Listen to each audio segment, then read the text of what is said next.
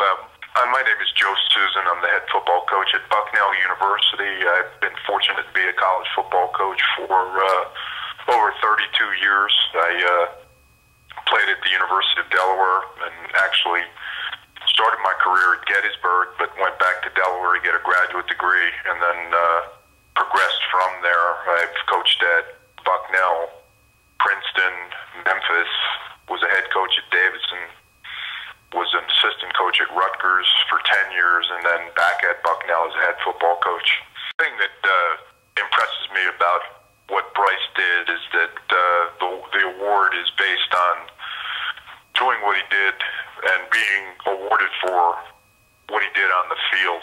And Bryce actually struggled as a junior because as a cornerback, your legs are precious, and Bryce tweaked a hamstring in preseason, and that thing, hamstrings have memory, and that thing bothered him throughout the year, and he became a little bit cautious. And going into his senior year, our experience with him was that he didn't have the confidence to do what he could do, what we thought he could do as a cover guy, and he really showed us that in making the strides that he made working between his junior and senior year, it really showed on the field and resulted in him leading the country in interceptions. And when you get a kid that can catch 13 balls as a corner, that's pretty special. And I think it led to our team feeling that they were going to create turnovers. We actually led the country in turnover margin, and I think that's an important step for our program in the right direction. Well, obviously, the definition of the award is a performance-related award, and it's refreshing to understand that he wins this award based on exactly what he did, not necessarily the helmet he's wearing or the school he's from, but obviously it's a testament to his hard work, how he was coached by the guys on our coaching staff, but his decision to take what because as a corner, you better have a very thick skin, because somewhere along the way they're going to beat you. And he applied himself both on and off the field. He became a very ardent student of the game, which I think is important. And he is an example for the younger kids in our program, which leads into how we want to continue to develop this program.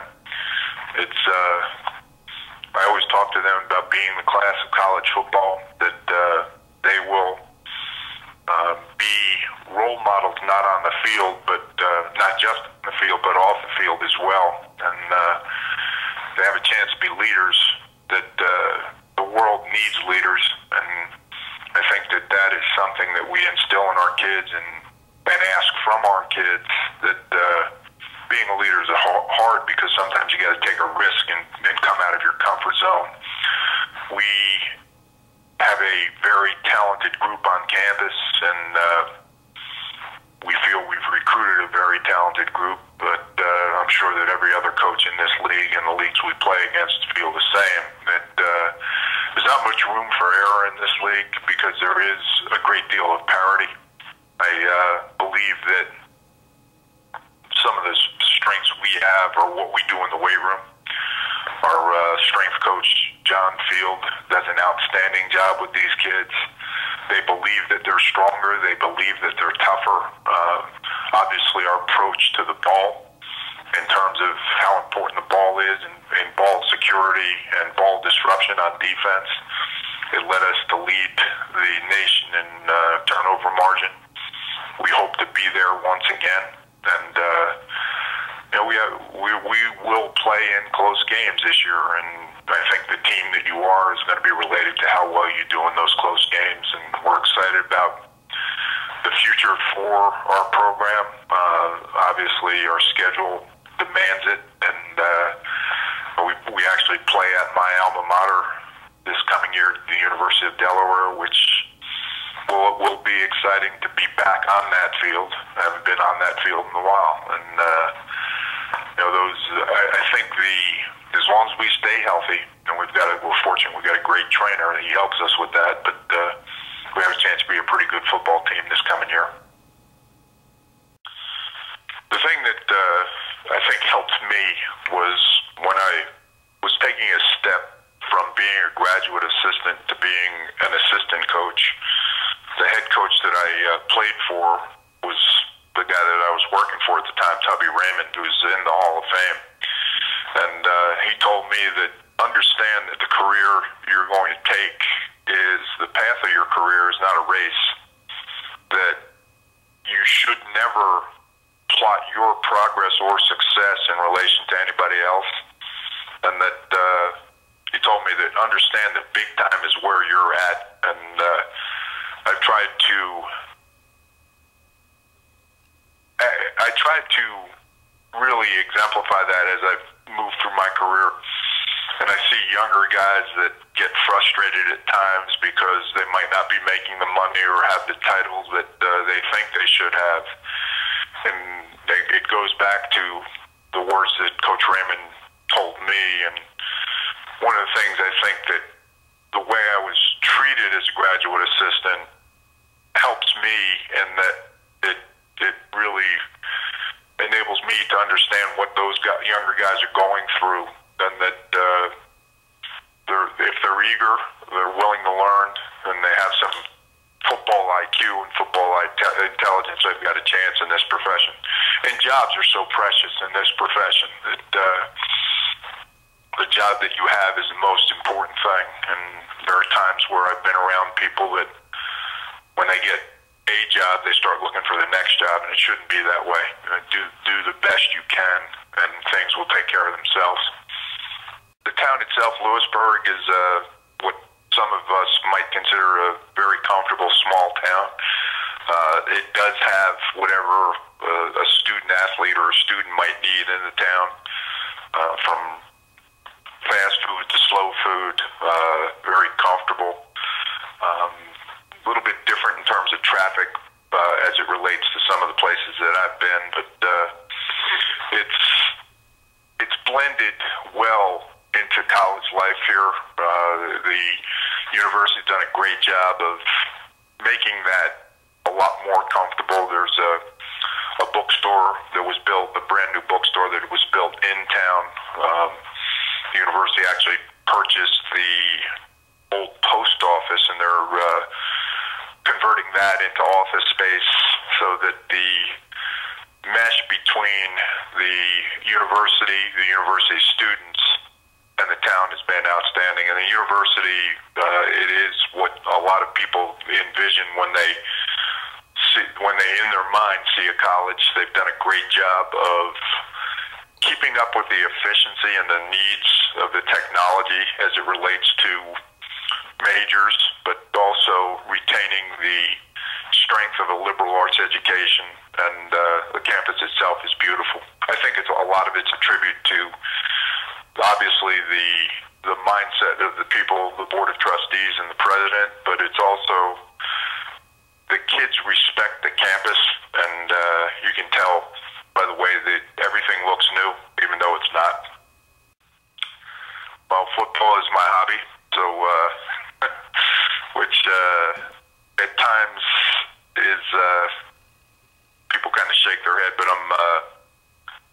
I've always been one that I love physical activity. I think growing up that helped me be a better athlete. I went from sport to sport to sport. I work out consistently. Usually have to force myself to take a day off each week, but I vary between running, biking, and lifting. And then when somebody will play me, I'll play tennis or racquetball.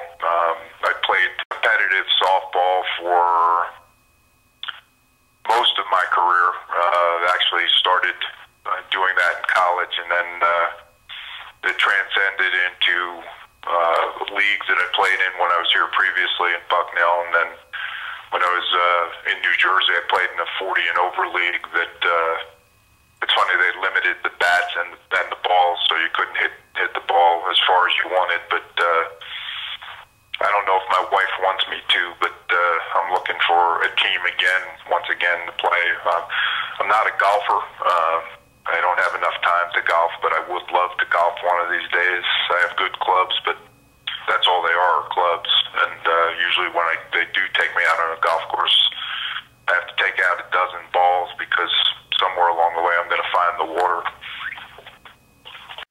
Obviously, the first people that coach you are your parents, and my father and my mom were very open to letting me try whatever I wanted to try as long as I was up to their deadlines and any of the times they set for me to be certain places. My dad was a pitcher in high school. My mom played basketball in high school, so growing up, I was exposed to athletics. Growing up in the town I grew up in, you went from sport to sport to sport, but I was fortunate to, and I can name anybody that's ever coached me, and I think a lot of that has to do with the small town I grew up in, South River, New Jersey. When I was a seventh grader, I saw a quarterback, at the time his name was Thiesman, throw to a receiver whose name was Pearson, and Joe Theismann wound up going to Notre Dame and then playing in the CFL, then playing for the Redskins. And Drew Pearson played at Tulsa and then went on to play for the Cowboys. But the tradition of our hometown really built into how you grew up wanting to be a South River Ram. And then I was fortunate to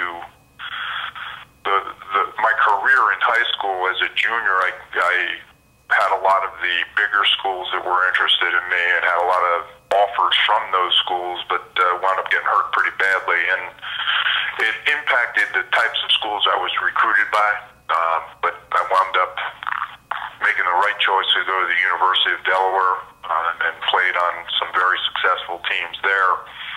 So the mentors in my life have been the guys that coached me primarily, and I was fortunate to be coached the right way, and I really try to apply how I was coached to how I coach, and I understand that kids really have a feel for the difference between being yelled at and being yelled to, and when you're yelling to them, they listen. When you're yelling at them, sometimes they shut you off, and